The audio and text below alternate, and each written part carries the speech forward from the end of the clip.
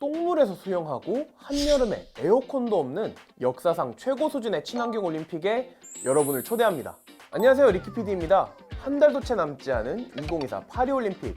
1924년 이후 무려 100년 만에 다시 파리에서 열리는 대회라 온 나라 전체가 모든 역량을 집중하고 있는데요. 이번에 자신있게 내세운 컨셉이 하나 있었으니 바로 그린올림픽, 즉 친환경이죠. 그들의 목표는 이산화탄소를 150만 톤 이상 배출하지 않는 건데요. 지금까지 하계올림픽을 보면 평균 350만 톤 정도 배출했으니까 거의 절반 이상 줄이겠다는 겁니다.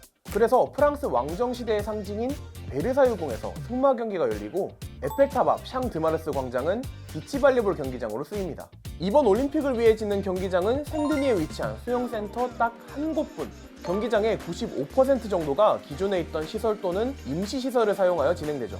파리시의 아니달고 시장은 친환경 대회를 하지 않으면 애초에 유치도 하지 않았을 거라며 강한 자신감을 드러냈는데, 이런 자신감은 오히려 부메랑이 되어 돌아오고 있습니다. 최근 파리올림픽 선수촌 내부 사진이 공개되었는데요. 어때요? 뭐가 좀 허전하지 않나요? 맞습니다. 이번 대회는 선수촌에 에어컨을 설치하지 않았습니다. 조직위원회는 건물의 크기와 배치를 다양하게 해서 공기 순환을 촉진하는 자연 냉각을 유도하고 생강의 강물을 끌어와 선수촌 내에 설치한 파이프망으로 흘려보내 그 차가워진 파이프가 열을 흡수하는 냉각 시스템을 사용하면 내부의 온도가 바깥보다 약 6도에서 10도가량 낮게 유지할 수 있다고 밝혔죠. 말만 들으면 대충 그럴싸해 보이는데, 여러분 7월 하순에 파리의 기온이 어디까지 올라가는지 아세요? 작년에 무려 최고 43도까지 찍었습니다. 지금까지 약 14,000명이 온열 질환으로 사망했을 정도로 파리는 유럽 내에서도 폭염에 가장 취약한 도시로 뽑히죠. 한 비영리 단체와 대학이 함께 발간한 보고서에는 이번 파리올림픽 기간 동안 평균 기온을 34도로 예측했는데요. 이 수치는 역사상 가장 더운 올림픽으로 기록된 2020 도쿄올림픽보다 더 높습니다. 이런 도시에서 에어컨 없이 오직 자연 냉각으로 버틴다? 영국 가디언지에 따르면 미국, 영국 등 5개의 나라는 이미 자체 에어컨을 가져가기로 결정했습니다.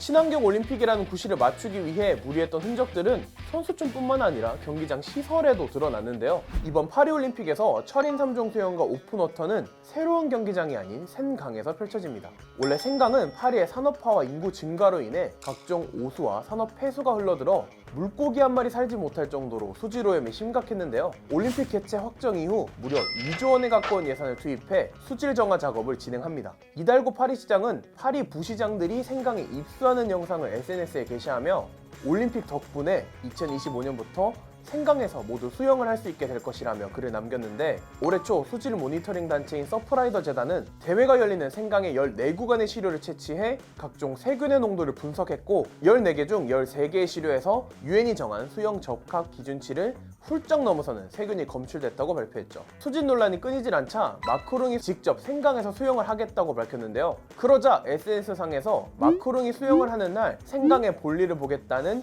해시태그가 잇따라 올라왔습니다. 수조 원의 예산을 쓰고도 여전히 생강을 똥물로 만들었으니 항해 차원에서 그 책임자를 똥물 속에서 헤엄치게 만들자는 거였죠. 프랑스 내 정치적인 상황 때문에 수영 계획이 연기되면서 마크롱의 똥물 수영은 운 좋게도 미뤄졌네요.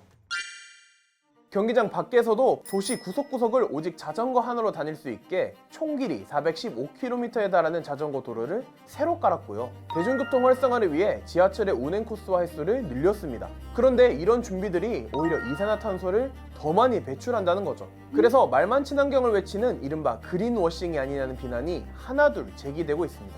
국제 스포츠 대회 그린워싱 논란, 이번이 처음은 아닌데요. 2007년 러시아의 소치가 2014 동계올림픽을 유치한 이후 당시 푸틴 대통령은 역대 최고의 친환경 올림픽을 약속했지만 철새의 서식지를 메운 뒤 대규모 숙박시설을 지은 건 애교 정도고요. 8,246억 원을 들인 주경기장 피시트 올림픽 스타디움을 시작으로 총 53조 원의 예산을 통해 경기장 및 제반시설의 80%를 새로 지었습니다. 문제는 건축 과정에서 나온 건축 폐기물들을 경기장 인근 수질보호구역에 불법으로 묻은 건데요.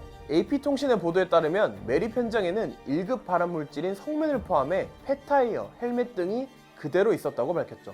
폐기물에 매립한 지역 바로 옆에는 무짐타 강이 흐르고 있는데요. 여기서 충격적인 사실은 그 강에서 유래된 물들이 올림픽 시설에 사용될 식수의 절반을 책임질 예정이었던 겁니다. 이런 실태를 고발하거나 언급한 환경운동가들은 죄다 체포됐고 일부는 3년 유배형이라는 중형까지 선고받았죠. 사상 최초의 탄소 중립 대회라며 피파가 대대적으로 자랑한 2022 카타르 월드컵. 이 대회 역시 그린워싱 논란을 피해갈 수 없었습니다. 월드컵 기간 동안 경기장 및 훈련장의 잔디가 말라 죽지 않도록 매일 1만 리터의 물을 뿌렸는데요. 물이 귀했던 카타르는 바닷물에서 염분을 제거하는 이른바 담소화를 통해 그 양을 채워왔습니다. 그런데 담소화 시설을 돌리는데 이미 많은 양의 화석연료가 사용되고 담소화 과정에서 발생한 고염도의 폐수들이 다시 바다로 흘러들어가면 해양생물과 바다 생태계에 치명상을 초래할 가능성이 매우 높았던 겁니다. 결국 물을 만들고 사용하는 과정 자체가 이미 환경 파괴였던 거죠. 개최 전 달콤한 말과 이상적인 계획으로 환경보호를 외치지만 오히려 불편을 초래하거나 환경을 망치는 국제 스포츠 대회의 그린워싱 논란. 여러분의 생각은 어떠신가요? 오늘 알아본 스포츠 노무의 흥미로운 이야기는 여기까지고요. 더욱더 재밌는 이야기가 궁금하시다면 구독과 좋아요, 알람 설정 꼭 부탁드리며 저는 다음에 더 흥미로운 이야기를 가지고 돌아올게요. 이번 영상을 만든 PD가 추천하는 영상도 보고 가세요. 스브스 뉴스의 다른 영상을 즐기시려면 구독 버튼을 꼭 눌러주세요.